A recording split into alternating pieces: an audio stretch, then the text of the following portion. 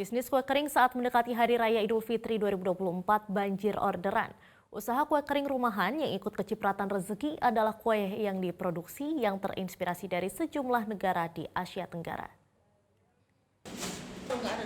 Pengrajin kue kering rumahan ini berada di Jalan Karya Jaya, Kecamatan Medan Johor, Kota Medan, yang setiap harinya memproduksi hingga 20 lusin kue kering. Tidak tanggung-tanggung, pembelinya pun bukan hanya warga Kota Medan saja, melainkan luar Sumatera hingga luar negeri.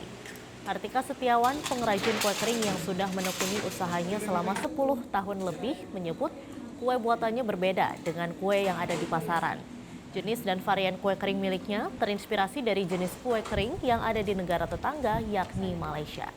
Kue kering yang diproduksi berupa almond matcha, Florentine, serta yang sedang happening, yakni kue Afgan. Untuk bahan-bahan yang digunakan dalam memproduksi kue kering ini juga tergolong bahan yang premium.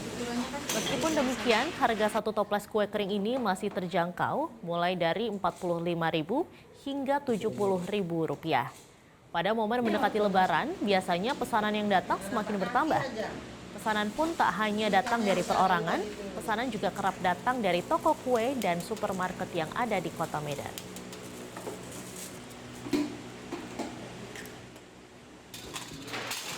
Jelajahi cara baru mendapatkan informasi. Download Metro TV Extend sekarang.